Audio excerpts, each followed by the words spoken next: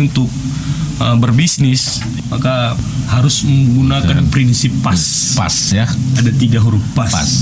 P pertama adalah pasang niat. Yang kedua adalah A. A itu apa? Action. Yang ketiga sabar.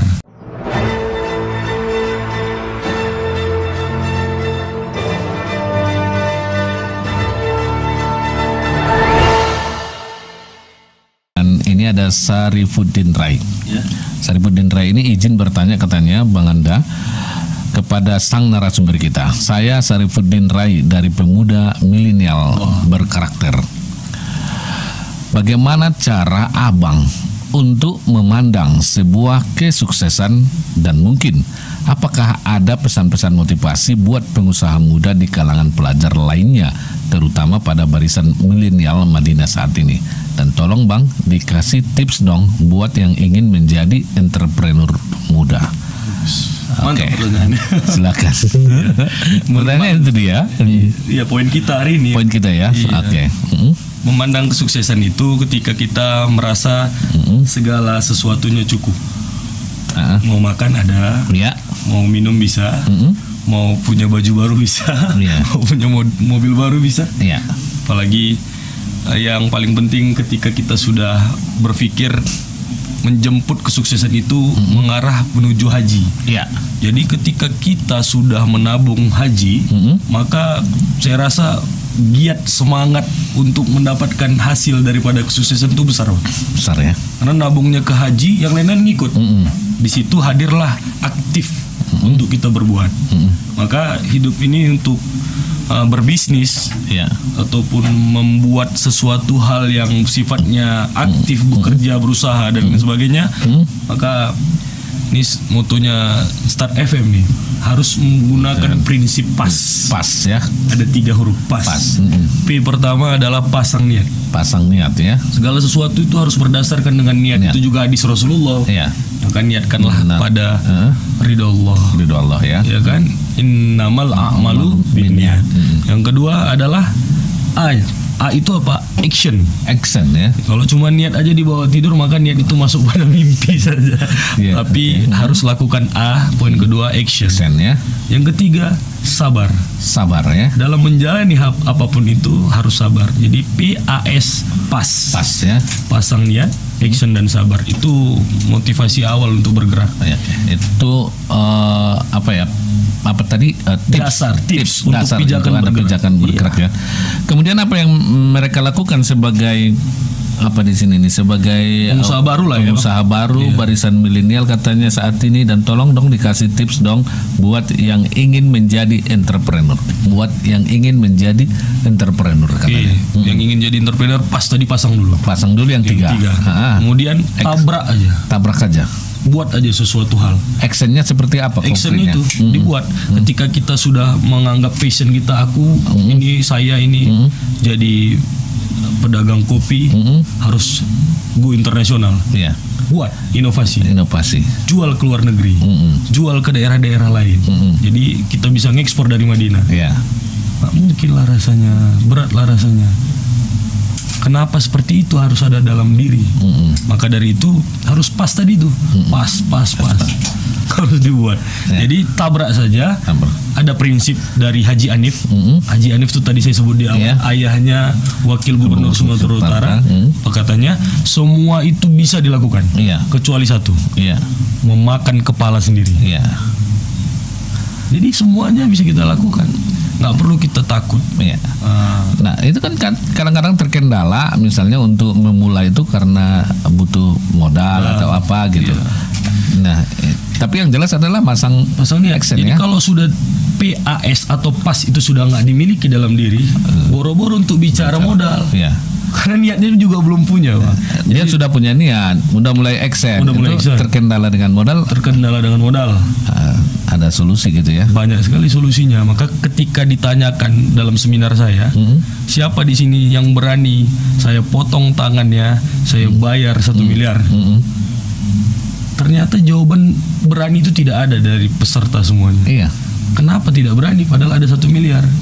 Tapi syaratnya potong tangan. Berarti para peserta menganggap bahwasannya tangan ini bisa berguna lebih dari 1 miliar. Ini sudah jadi modal. Ketika pribadinya saya menjalankan usaha, Bang, melakukan dulu di Medan percetakan kalender lah, percetakan undangan dulu, masih mahasiswa berjuang. Modal untuk punya mesin aja saya tidak ada, tapi bisa jalankan itu semua. Kemudian menjual beli rumah, jual beli mobilnya pun nggak punya, tapi bisa jual. Actionnya bisa saja misalnya jadi perantara gitu ya, jadi agen ya. Agen. Karena kita punya tangan, kita punya akal diberikan Allah, maka haruslah berbuat aja.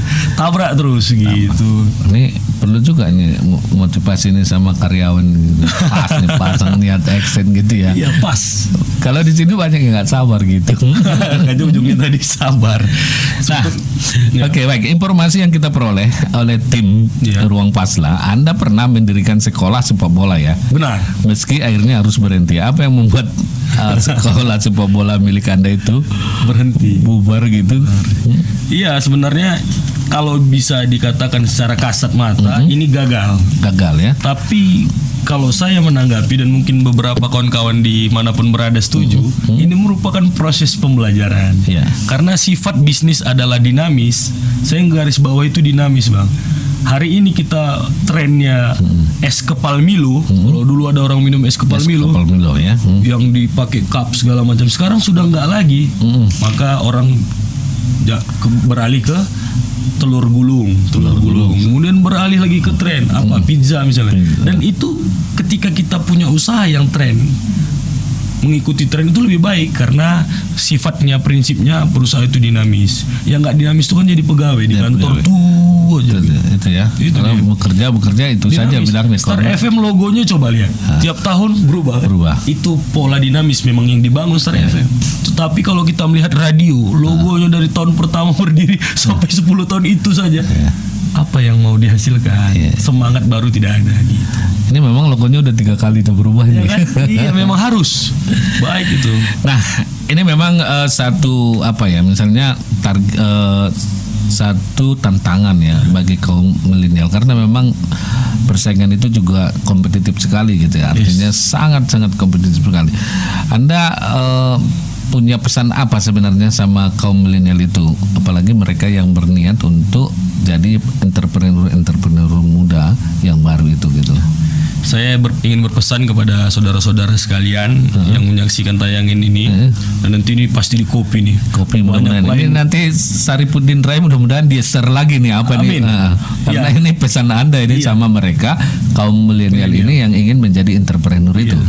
Ingat prinsip pas tadi, mulakan dulu pas, pasang niat, aksi, action dan sabar.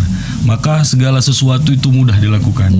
Ketika kita menjalankan usaha dengan kesabaran, maka yang harus ditanam itu apa? Keyakinan, Bang. Keyakinan. Bedanya seseorang yang jual jagung bakar dengan yakin dengan seseorang yang jual jagung bakar nggak ada keyakinan, itu nampak sekali. Nampak ya. Ketika dia ngipaskan jagung bakarnya, dia yakin, lantas dia katakan, "Hai, kemari jagung bakar, ayo beli segala macam." Itu dengan keyakinan.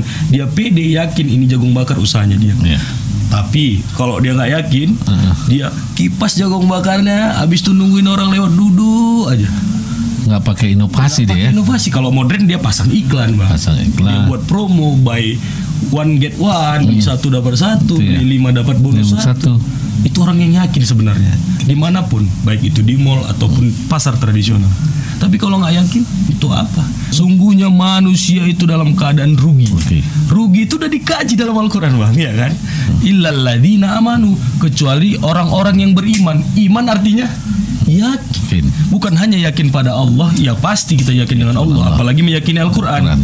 Tapi yakin pada dagangannya, yakin pada usahanya. Illalladzina amanu wa amilus solihati, dan beramal soleh. Itu sedekah dia. Berbagi buy one get one, itu orang-orang beramal soleh. Padahal banyak non muslim yang melakukan itu. Wa amilus solihati wa tawasau bil haq, dan ingat nasihat menasihatilah, ingat mengingatkan dalam kebenaran. Wa tawasau bis sabr, ingat menasihatilah dalam kesabaran, atau ingat mengingatkan dalam keadaan sabar. Itulah fungsi motivator. untuk mengingatkan terus ya. Oh, memang harus sabar. Nah, dalam berusaha, bentuk sabar itu seperti apa?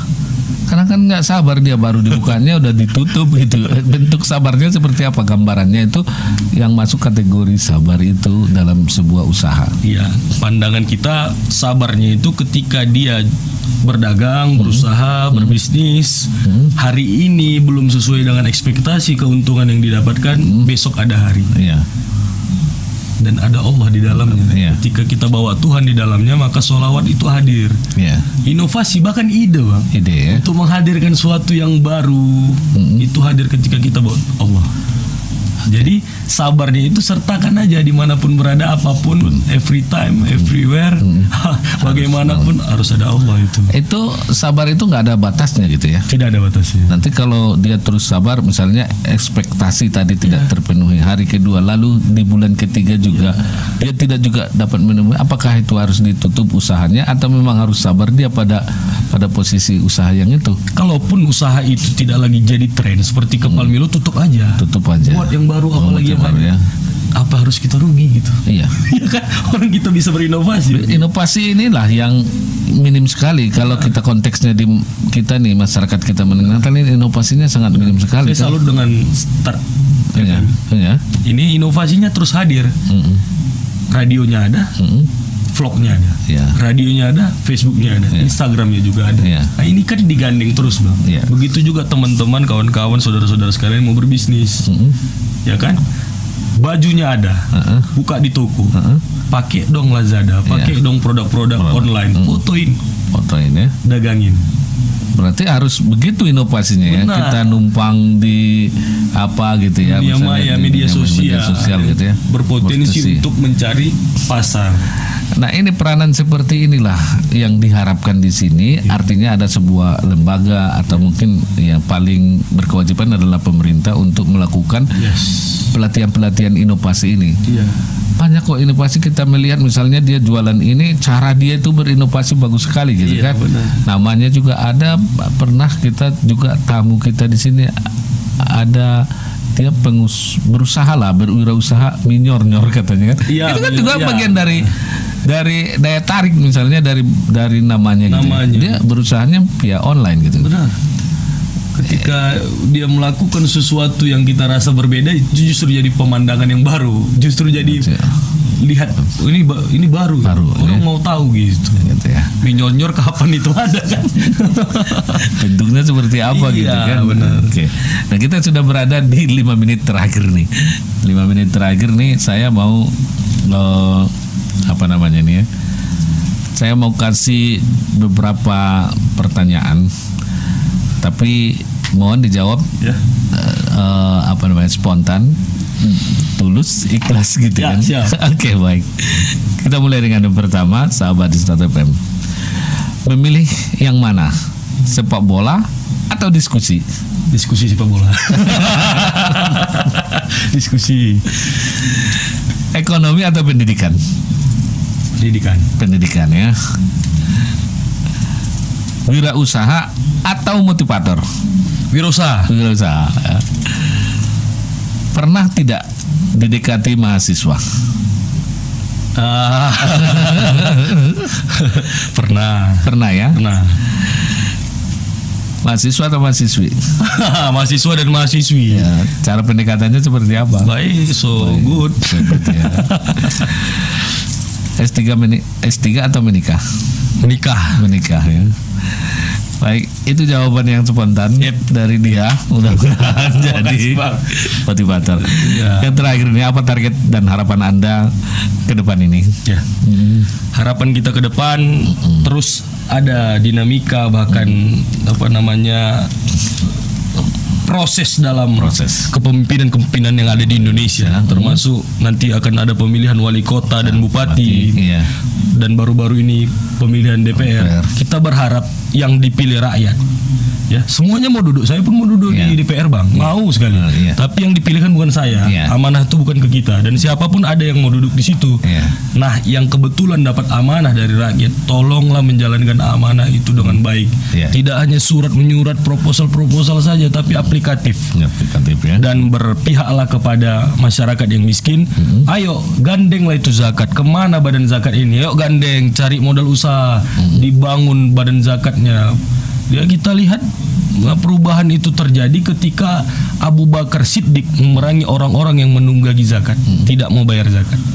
Jadi kita berharap kalau mau menang nanti pemilihan, mau menang jadi bupati, maka perhatikan itu sektor zakat, masyarakat, ekonomi. Sebenarnya potensi zakat kita bisa memajukan ekonomi umat ya. Banyak orangnya, Bang. Banyak orangnya, banyak nanti terhimpun dan banyak terbantu. Maka kenapa hadir jumlah orang miskin di Indonesia itu besar? Karena tidak terrealisasi, saya rasa, Bang. Zakat tidak terrealisasi. Apalagi dalam hal produktif yang kita inginkan tadi. Bisa dibeli mesin cuci, buka laundry ya. Iya. Luar biasa.